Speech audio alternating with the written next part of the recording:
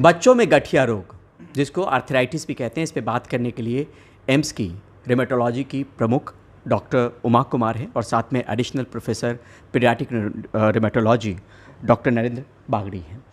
Ma'am, सबसे पहले आपसे, बच्चों में क्या गठिया रोग बहुत कॉमन हो गया क्या मैम, या इस बीच में रिपोर्ट ज़्यादा होना शुरू हुआ?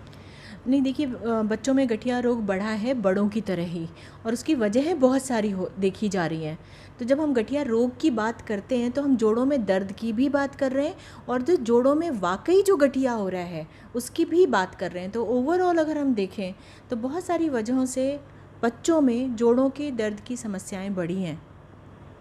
और क्या कुछ वजह मैम, रिपोर्ट ज़्यादा होना शुरू हो गया, या कुछ आंकड़े ऐसे भी कह रहे हैं कि किसी खास चीज़ की वजह से ये रोग अचानक बढ़ा है? देखिए, जो गठिया रोग होता है, मेन वजह है उसकी करें तो कहते हैं कुछ जेनेटिक प्रीडिस्पोजिशन, यानी कि कुछ जीन्स मौजूद हैं बच्चों में, और अगर उनको एनवायरमेंटल फैक्टर्स कुछ मिल जाते हैं जो ट्रिगर करते हैं, यानी कि गठिया पैदा कर देते हैं, हो जाता है बच्चों को। तो वो फैक्टर्स क्या क्या होते हैं? एक तो देखिए, आप वातावरण में पॉल्यूशन कितना ज़्यादा है, एयर पॉल्यूशन जो हम कह रहे हैं। दूसरे फैक्टर हैं स्मोकिंग। और एक आप देखें तो जो एक रिपोर्ट आई है उसके मुताबिक 10 साल की उम्र से पहले करीब करीब आई थिंक 10% बच्चों ने सिगरेट ट्राई किया था, स्मोकिंग ट्राई किया था। तो स्मोकिंग सिर्फ वही कर रहे हैं ये ज़रूरी नहीं है, आसपास के लोग, उनके पेरेंट्स, बाकी के आसपास जो लोग रह रहे हैं वो स्मोक कर रहे हैं। तो जो स्मोक है वो ट्रैवल करता है, और स्टडी के मुताबिक देखा गया है कि 7 से 9 मीटर तक वो रह सकता है। और वातावरण में ये नहीं कि कोई स्मोक करके गया और उसके बाद धुआं नहीं दिख रहा तो वो ख़त्म हो गया, वो भी परसिस्ट करता है कुछ टाइम तक, 20 मिनट, आधा घंटा या उससे ज़्यादा परसिस्ट करता है। तीसरी वजह देखें तो रिकरेंट इन्फेक्शंस, जो अनहाइजीनिक कंडीशंस हैं उसकी वजह से बच्चों में बार बार इन्फेक्शन का होना भी गठिया को प्रीडिस्पोज करता है। और खान पान में बहुत सारी ऐसी चीज़ें हैं जो देखी जा रही हैं, पेस्टिसाइड्स, केमिकल। तो कोई एक फैक्टर नहीं, सारे फैक्टर्स मिल के गठिया कॉज करने में मदद कर रहे हैं ज़्यादा बच्चों में। और दूसरा, उनमें मोबाइल का इस्तेमाल, मोबाइल से भी कोरिलेशन? मोबाइल से कोरिलेशन। दूसरा, जब वो कहीं भी बैठ के टीवी देख रहे हैं, या जब मान लीजिए लैपटॉप पे जब काम करते हैं तो उनकी जो पोजीशन बहुत ही एबनॉर्मल होती है, मतलब लेट गए बिस्तर पे और उसके बाद लैपटॉप रखा हुआ है, गर्दन ऐसे करके अपना काम किए जा रहे हैं। तो ये सब जो चीज़ें हैं मिलकर उनमें जोड़ों के दर्दों की समस्याएँ बढ़ रही हैं। डॉक्टर बागड़ी, ये भी समझना चाह रहे हैं कि एक तो आप ये डिफ़ाइन कर दीजिए पेरेंट्स के पॉइंट ऑफ व्यू से, पेरेंट्स को लेकर, कि क्या कुछ सिम्टम लगे तो उसको मान के चलना चाहिए कि बच्चे उसकी जद में आ रहा है, गठिया की जद में आ रहा है, और उसको डॉक्टर से संपर्क करना चाहिए। इसमें दो बातें हैं। पहला तो जैसे मैम ने बताया कि जोड़ों में दर्द या गठिया दो अलग अलग बातें हैं। गठिया तब हम कहेंगे, गठिया के लिए तब जागरूक होना है या सतर्क होना है जब किसी जोड़ में सूजन है, कहीं लाली दिख रही है जोड़ के ऊपर, सवेरे जब बच्चे उठते हैं तो जकड़न महसूस होती है, ऐसा लगता है कि बच्चे बिस्तर से अपने आप नहीं उठ पा रहे हैं, अक्सर उसको उठाना पड़ रहा है गोदी में, जिसको हम जेलिंग फिनोमेना या मॉर्निंग स्टिफनेस कहते हैं। ऐसा महसूस हो रहा है 15-20 मिनट, 30 मिनट से ज़्यादा। तो ये सब लक्षण हैं जब हम कहेंगे गठिया है। गठिया के लिए जोड़ में सूजन होना एक इम्पॉर्टेंट चीज़ है, और जकड़न होना, काम करना। दूसरा चीज़ होता है कि एक इम्पॉर्टेंट कंडीशन बच्चों में, यूजुअली बढ़ते बच्चों में, उसको हम कहते हैं बेनाइंग नॉक्टर्नल पेन। इसमें यूजुअली बच्चे, बढ़ती उम्र के जो बच्चे हैं, कई बार उनमें शाम के समय में अक्सर, या जिस दिन बच्चे ने ज़्यादा खेल लिया उस दिन पेरेंट्स बोलेंगे कि उनके पैरों में दर्द हो रहा है। लेकिन ये दर्द गठिया के दर्द से अलग होता है। गठिया का दर्द केवल जोड़ में होगा, ये दर्द पूरे के पूरे पैरों में होगा। और अमूमन simple pain killer like paracetamol या सिंपल मसाज से आराम मिल जाएगा। तो इसको लेके घबराना नहीं है, ये गठिया नहीं है। गठिया तभी है जब जोड़ में सूजन हो, चलने फिरने में दिक्कत हो, सवेरे उठने पे या लंबे देर पर बैठने पे जकड़न का एहसास हो, जिसको हम मॉर्निंग स्टिफनेस या जेलिंग कहते हैं। या इसके साथ में कुछ और लक्षण भी हैं, जैसे मान लो लगातार फीवर आ रहा है, शरीर पे कोई दाने हैं, तो ये एक सिस्टमिक बीमारी या ऑटोइम्यून डिजीज़, जिसको हम GIA, जुवेनाइल इडियोपैथिक आर्थराइटिस कहते हैं, उसके लक्षण हो सकते हैं। सूजन के बाहर से ही जो सूजन तो दिखेगा, कोई निशान बाहर से दिखेगा वो बॉडी पे? यस, ज़्यादातर बच्चों में जिनमें गठिया होता है, पेरेंट्स कंप्लेन करने के पहले दर्द शुरू हुआ, साथ में फिर उन्होंने सूजन नोट करी, और वो सूजन समय के साथ बढ़ भी सकती है। या क्योंकि जॉइंट से तो हमारे शरीर में राइट लेफ्ट जॉइंट से कंपैरेटिव जॉइंट में पेरेंट्स को लगा कि राइट साइड का घुटना ज़्यादा दिख रहा है कंपेयर टू लेफ्ट, तो इस तरह पेरेंट्स अक्सर ऑब्जर्व कर लेते हैं। जॉइंट कहने का मतलब, अगर बेसिक तौर पे हमें बताएं कौन कौन सा और जॉइंट हो सकता है, जैसे उंगलियों का जॉइंट हो गया, पैर का हो गया। ये डिपेंड करता है कि किस प्रकार का गठिया है। जैसे बच्चों में देखा जाए तो जिसको हम गठिया कहते हैं, इसको जुवेनाइल इडियोपैथिक आर्थराइटिस कहते हैं। ये एक अम्ब्रेला टर्म है या बड़ा टर्म है जिसके अंदर अलग अलग प्रकार के गठिया होते हैं। मोटे तौर पे जितने जॉइंट इन्वॉल्व होते हैं दर्शकों के लिए, उस प्रकार से हम उसको डिवाइड करते हैं। जैसे अगर 4 से कम जॉइंट इन्वॉल्व होते हैं तो हम उसको ऑलिगो आर्टिकुलर जीआईए कहते हैं, उससे ज़्यादा होते हैं तो हम पॉली आर्टिकुलर जीआईए कहते हैं। हिंदुस्तान और आसपास या साउथ ईस्ट एशिया के अंदर जो मोस्ट कॉमन टाइप ऑफ गठिया है बच्चों में जो होता है, उसको हम एंथेसाइटिस रिलेटेड आर्थराइटिस कहते हैं, जिसके अंदर अमूमन 8-9 साल के ऊपर के ज़्यादातर ये बॉयज़ में कॉमन होता है और एसिमेट्रिकल, मतलब पहले एक जोड़ में होगा फिर दूसरे जोड़ में इन्वॉल्वमेंट होगा। इस तरह से ये शुरुआत होती है। और इसमें अमूमन जोड़ जो होते हैं लोअर लिम्ब जॉइंट्स को हम कहते हैं, जैसे घुटना हो गया, एंकल हो गया, हिप जॉइंट हो गया, वो ज़्यादा इन्वॉल्व होते हैं। जॉइंट पेन के अलावा ये अक्सर कई बार हम जिसको कहते हैं कि हमारे बोन या टेंडन या लिगामेंट अटैच होते हैं, इसको हम एंथेसाइटिस कहते हैं। उस साइड पे भी पेन बता सकते हैं ये बच्चे। जैसे बोलेंगे एड़ी में दर्द होता है, तो एड़ी में दर्द भी एक और लक्षण हो सकता है। इस पर्टिकुलर टाइप का जो गठिया या ईआरए की जो मैं बात कर रहा हूँ, उसके अंदर कई बार लो बैक पेन या कमर में दर्द भी एक इम्पॉर्टेंट लक्षण है। सो इस तरीके से ये मोटे तौर पे गठिया जो है सारे किसी भी जॉइंट को इन्वॉल्व कर सकता है, बट मोस्ट कॉमन जो टाइप हम लोग देखते हैं वो ये है, और इसके अंदर लोअर लिम्ब जॉइंट ज़्यादा इन्वॉल्व होते हैं। बाकी depending on the type of arthritis ये किसी भी जोड़ को इन्वॉल्व कर सकता है। और कितने कम उम्र के बच्चों में हमने देखा है वाकई की इस तरह की शिकायत लेके आए? इसका आंसर भी ऐसा है कि जो गठिया है, या हम जॉइंट पेन की बात करें या आर्थराइटिस की बात करें, तो डिपेंडिंग ऑन दी डिज़ीज़ उसका प्रेजेंटेशन भी अलग अलग समय पे होता है। जैसे जो मैंने अभी बात करी ईआरए की, वो यूजुअली 8-9 साल के बच्चों के ऊपर में होगा। लेकिन कुछ प्रकार के गठिया होते हैं जैसे हम सिस्टमिक जीआईए कहते हैं, ये यूजुअली 1 साल के बच्चे में भी हो सकता है, 2 साल के बच्चे में भी हो सकता है। कई बार मोनोजेनिक आर्थराइटिस होते हैं, कुछ कॉजेज़ होते हैं जो केवल जीन की वजह से, प्रॉब्लम की वजह से हो सकते हैं, वो और जल्दी प्रेजेंट कर सकते हैं, इन्फेंसी के अंदर या 12 महीने से कम में भी प्रेजेंट कर सकते हैं। So depending on the type इसका एज ऑफ प्रेजेंटेशन भी वेरिएबल होता है। और ये भी समझना चाहते हैं कि इसमें क्या कुछ सिर्फ जेनेटिक, जो मैम ने कहा कि इन्वायरमेंटल एक्सपोजर भी इम्पॉर्टेंट है, खान पान का भी क्या असर होता है या जेनेटिकली भी ये वजह हो सकती है? जैसा मैम ने बताया कि एक्चुअली ये जो ऑटोइम्यून डिजीज़ होती हैं यूजुअली दे आर पॉलीजेनिक, बहुत सारे जीन्स इन्वॉल्व होते हैं, और उस जीन्स के साथ में environmental interaction which could be either by pollution या किसी और चीज़ के थ्रू भी होने पे ये एक ऑटोइम्यून एनवायरनमेंट क्रिएट करते हैं जहाँ हमारा बॉडी का इम्यून सिस्टम, जिसे हम रक्षक कहते हैं, वो अपने खिलाफ काम करने लगता है और उसी में ये डिजीज़ को जन्म देता है। ऐसे के लेकिन कुछ डिसऑर्डर्स होते हैं जिसमें केवल जीन का इम्पॉर्टेंट रोल होता है, उसको हम मोनोजेनिक डिसऑर्डर्स कहते हैं, जिसमें कि एक पर्टिकुलर जीन के अंदर कोई म्यूटेशन है या कुछ त्रुटि हो गई है तो वो डिजीज़ मैनिफेस्ट करेगा। तो ये मोनोजेनिक डिसऑर्डर्स यूजुअली थोड़े अर्ली एज ऑफ ऑनसेट में प्रेजेंट करते हैं, लेट भी प्रेजेंट करते हैं, लेकिन कुछ ज़्यादातर केसेस के अंदर जो कुछ गठिया हैं ऐसे जो मोनोजेनिक होते हैं और उसके अंदर जेनेटिक कंपोनेंट का होना ज़्यादा इंपॉर्टेंट होता है रादर देन कि बाहर के एनवायरनमेंट की। बट ओवरऑल देखेंगे तो जो कॉजेटिव एजेंट हैं, फैक्टर्स हैं, it's a mixture of all factors including environment, genetics, इन सब के रोल से ये होता है। खाने पाने की जहाँ तक बात है, यूजुअली हम एडवाइस करते हैं कि वी डोंट, ऐसा हमारे पास बहुत डेटा नहीं कि ये खाने से गठिया होगा, लेकिन हम ये ज़रूर एडवाइस करेंगे क्या ना खाएं। End of course it is कि वो it holds true for across कि एटलीस्ट जंक फूड ना खाएं। जंक फूड किसी भी बीमारी के लिए अच्छा नहीं है, और उससे यूजुअली आई थिंक बच्चों में आजकल ज़्यादा ओबेसिटी, जो हम पहले सुनते नहीं थे कि मोटापा बच्चों में हो रहा है, वो एक इम्पॉर्टेंट कंसर्न बन रहा है, एंड ये मिक्सअप करके they lead to some disease down the line.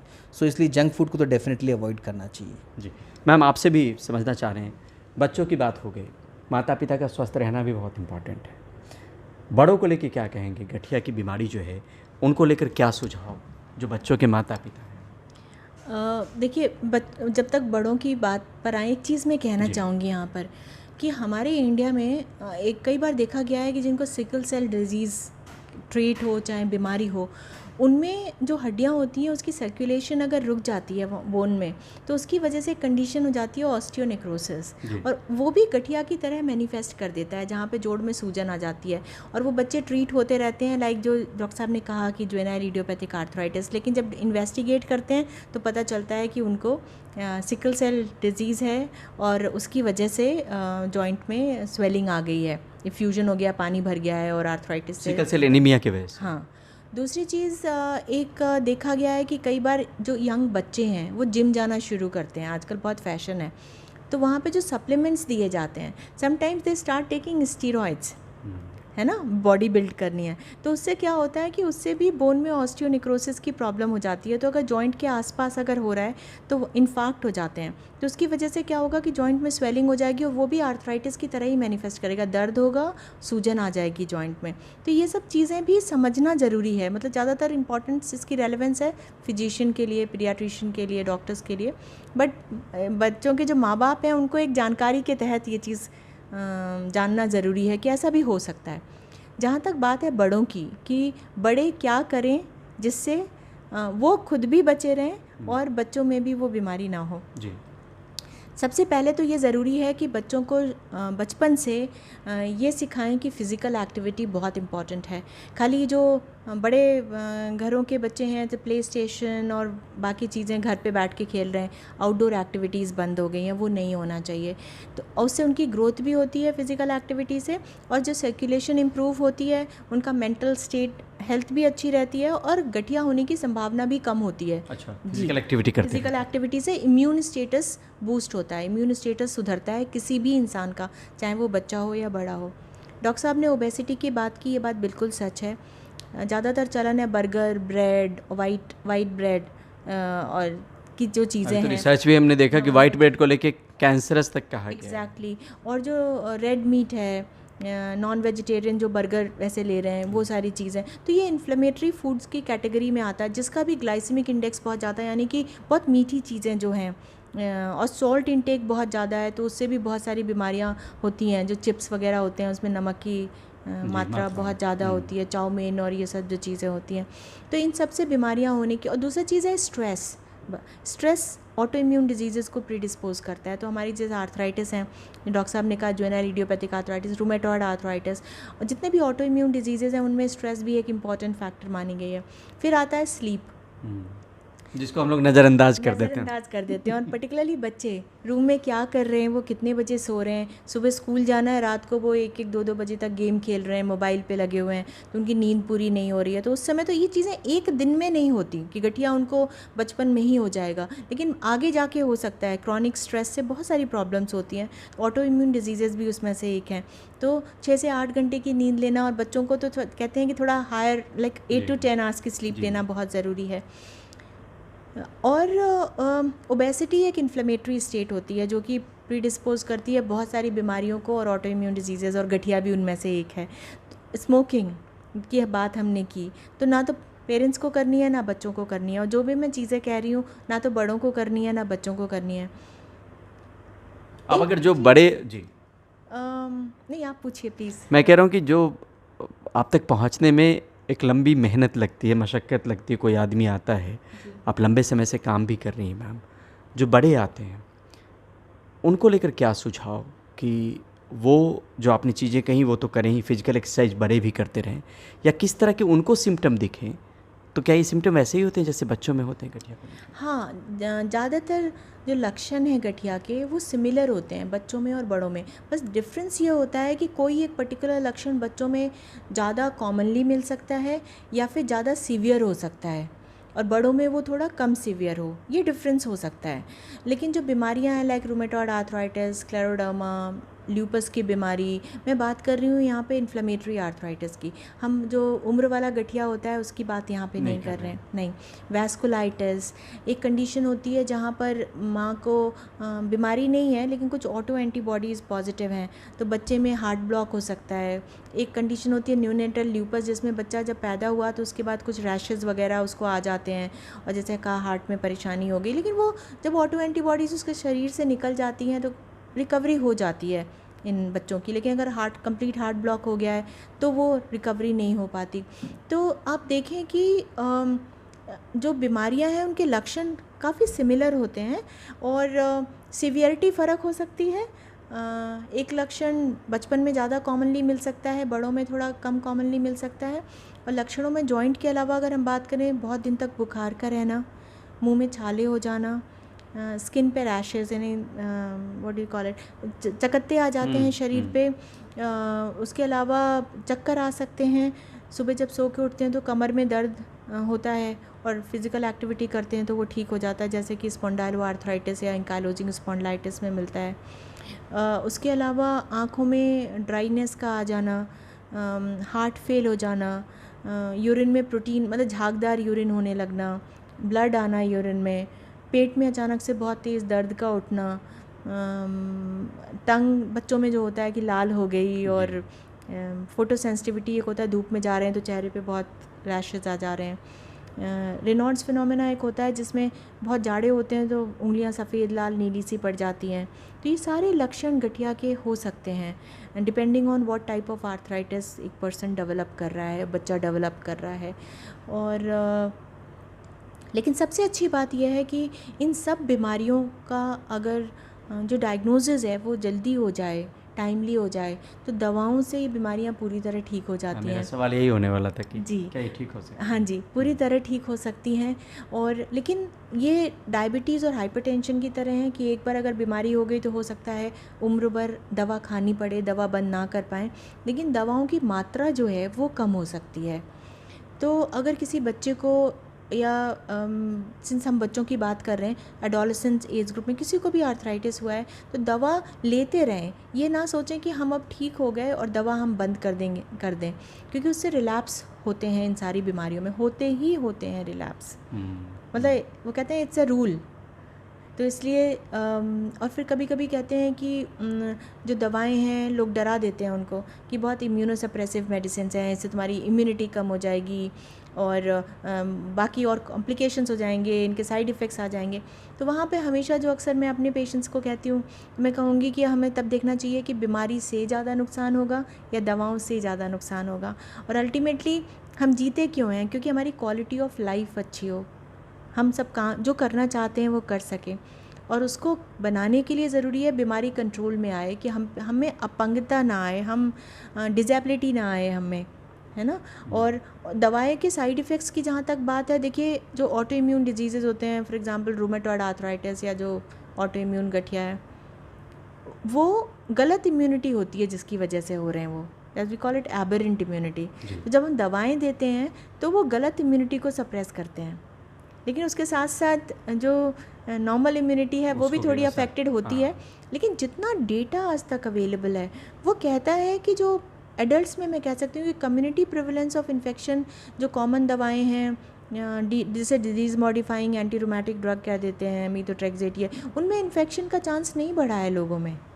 वो जितना कम्युनिटी में इन्फेक्शन प्रेवलेंट था उतना ही उनमें कॉमन था। तो इसका मतलब वो नहीं, ज़्यादा इम्यूनिटी ऐसी सप्रेस नहीं कर रहे हैं। जहाँ तक बात है टारगेटेड थेरेपीज़ की, जहाँ पे बहुत स्पेसिफिक दवाएं दी जाती हैं, जहाँ पे ये काम नहीं करती, वो इन्फेक्शन के chances, a particular type of infection के चांसेस बढ़ा सकती है, राइट। बट उसके लिए स्क्रीनिंग होती है पहले, तो स्क्रीनिंग में ये डिटेक्ट हो सकता है कि भाई इसको पहले से कोई इन्फेक्शन तो नहीं है, तभी वो दवाएं दी जाती हैं। तो बिल्कुल डरना नहीं चाहिए, जो दवाई दी जाती है वो दवा उनको रेगुलरली लेनी चाहिए।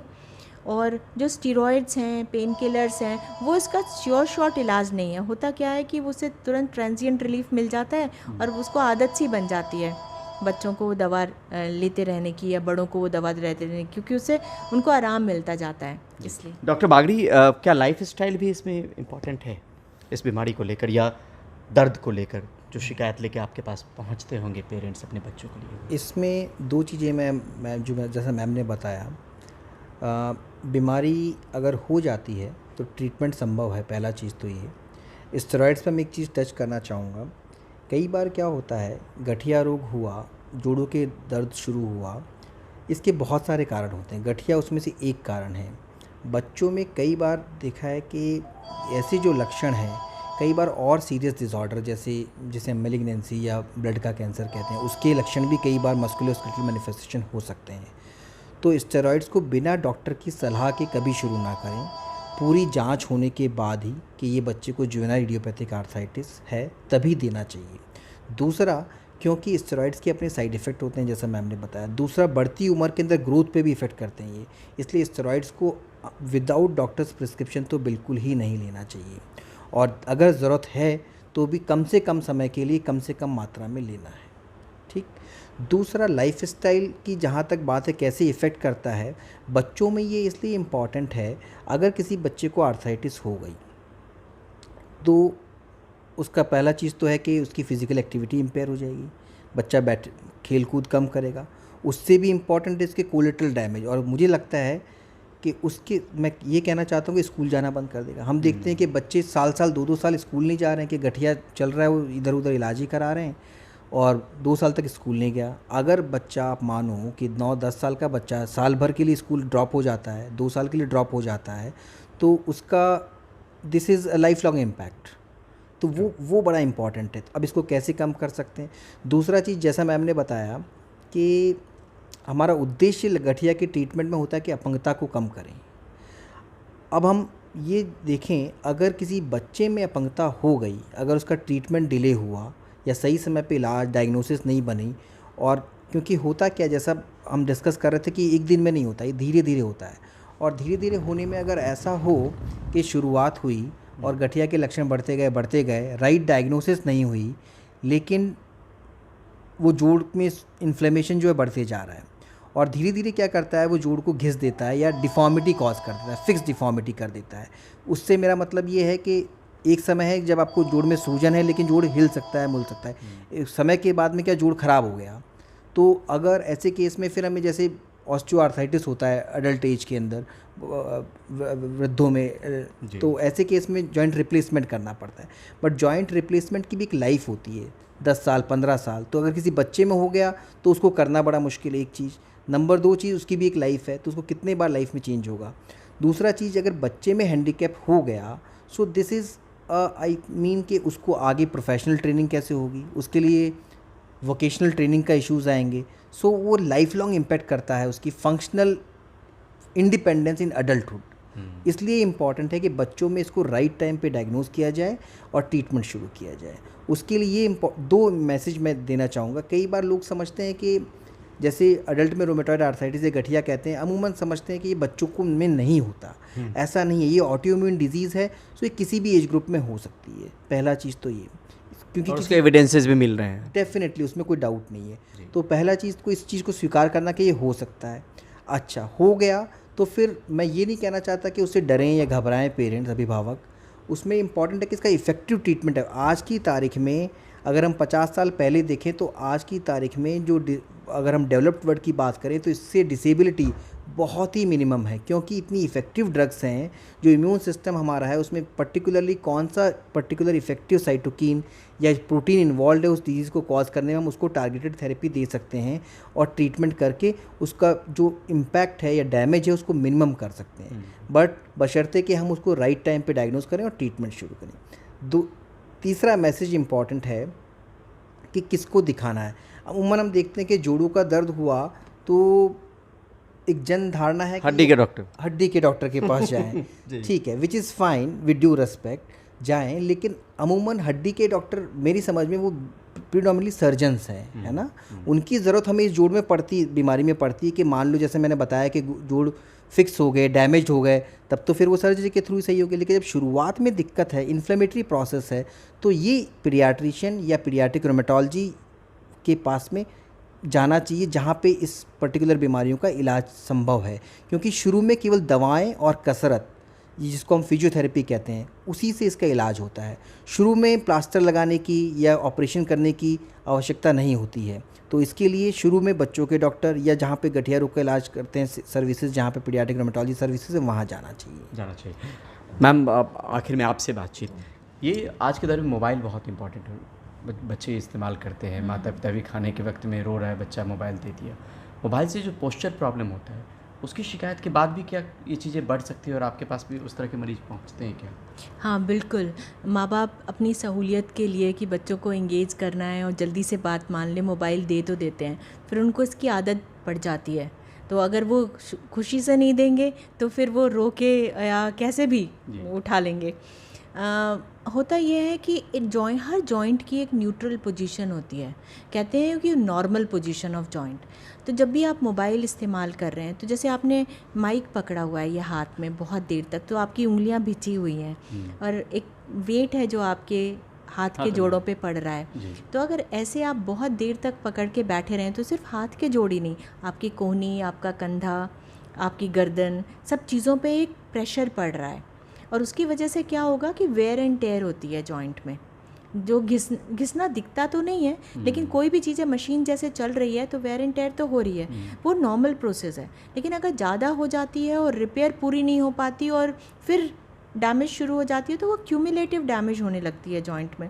तो उसकी वजह से आजकल देखा ये जा रहा है कि जो यंग जनरेशन है उनके भी कमर में दर्द, गर्दन में दर्द, कंधे में दर्द, चलने में पैरों में दर्द।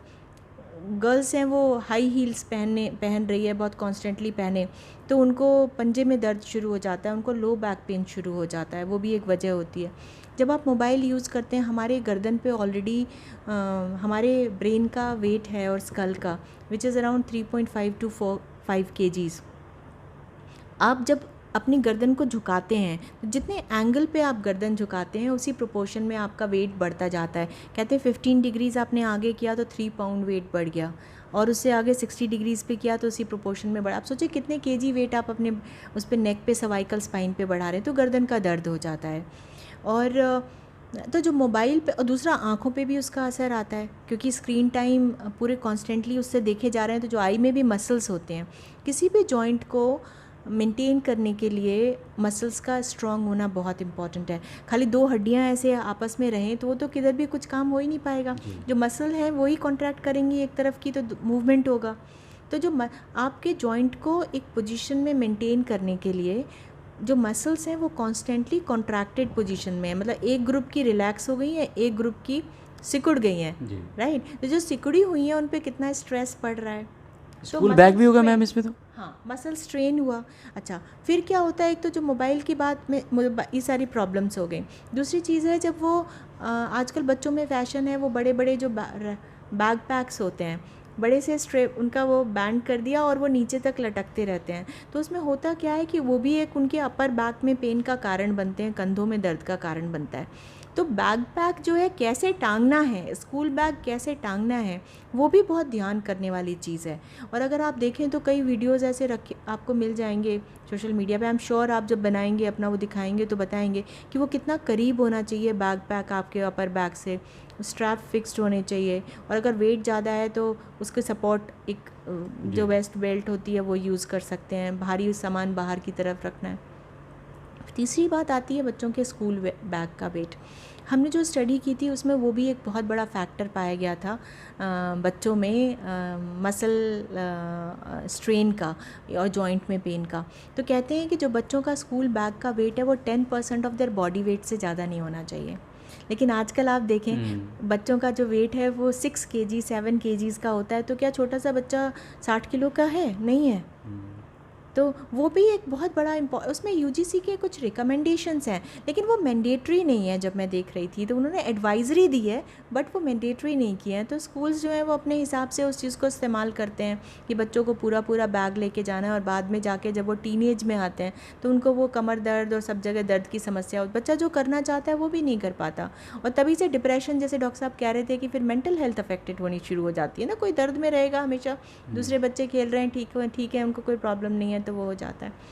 फिर तो ये जो लगातार जो दर्द रहती है मैम, वो तो गठिया काउज नहीं कर सकती, लेकिन वो पेन रहेगा वो नहीं। देखिए, गठिया की जब हम बात करते हैं तो दो प्रकार का गठिया होता है एडल्ट्स में जो हम बात करते हैं। एक होता है इन्फ्लेमेटरी और एक होता है नॉन इन्फ्लेमेटरी। जो इन्फ्लेमेटरी वाला होता है उसके कॉजेज़ में क्या आता है, इन्फेक्शन, लाइक टीबी हो गया, ब्रुसेला हो गया, आपने सुना होगा ब्रुसेलोसिस, लाइम्स डिजीज़ होता है एक जो उसमें हो जाता है, ये सब मिलते हैं इन्फेक्शंस। सेप्टिक आर्थराइटिस है, सुना होगा, जॉइंट में डायरेक्ट इन्फेक्शन हो गया, या वो लंग में इन्फेक्शन था फिर वो जोड़ों में आगे स्प्रेड हुआ। उसके अलावा फिर आता है ऑटो इम्यून डिजीज़ेज, जिसमें रूमेटॉइड आर्थराइटिस, ल्यूपस, ये सारी बीमारियां आ जाती हैं। कुछ कैंसर्स होते हैं जो बच्चों में भी कैंसर्स होते हैं, आपने सुना होगा ल्यूकीमिया, लिम्फोमा बच्चों में भी होते हैं, वो भी जॉइंट को अफेक्ट कर सकते हैं, उसमें भी आर्थराइटिस मिल जाती है। कभी कभी क्या होता है कि कोई और मैलिग्नेंसी, बोन का कोई ट्यूमर, ईविंग सार्कोमा या कुछ इस टाइप का जो सार्कोमाज होते हैं, तो वो कैसे भी करके जॉइंट तक गया तो जॉइंट में भी सूजन आ गई, पानी भर गया, तो वो एक प्रकार का आर्थराइटिस की संभावना होगी। तो आप देखें कुछ दवाएं होती हैं वो भी कॉज कर देती हैं। खैर, तो इतने सारे कॉजेज़ हो गए जो गठिया। नॉन इन्फ्लेमेटरी वाला ऑस्टियो आर्थराइटिस होता है। जब हमने मोबाइल की बात की और टीवी देखने की बात की, बैग की बात की, तो जो मैंने बात किया कि वेयर एंड टेयर हो रही है, ऑस्टियो आर्थराइटिस 50 साल के लोगों में होनी चाहिए, लॉन्ग टर्म में दिखेगा फिर। लेकिन ऐसा अगर रहेगा तो वो 20-25 साल में हो जाएगा। आजकल हम 20 ईयर्स के भी एक्सरे देखते हैं जो हमारे पास आते हैं, तो उसमें हमें दिख जाता है कि इसमें डीजेनरेटिव चेंजेस स्पाइन में मिल रहे हैं, जॉइंट में मिल रहे हैं डीजेनरेटिव चेंजेस, जो कि 40 के बाद मिलने चाहिए थे, 50 के बाद मिलने चाहिए थे। हमारे लाइफ स्टाइल का जो हिस्सा जो बदला है या वो असर ला रहा है कि ओबेसिटी है, प्रॉपर जॉइंट का यूज़ नहीं है, जो पढ़ते हैं खेलकूद नहीं है, मसल्स वीक हैं, डाइट अच्छी नहीं है, तो ये सब कंट्रीब्यूट कर रहे हैं। ठीक है मैम, बहुत बहुत शुक्रिया, बहुत बहुत शुक्रिया sir, thank you so much.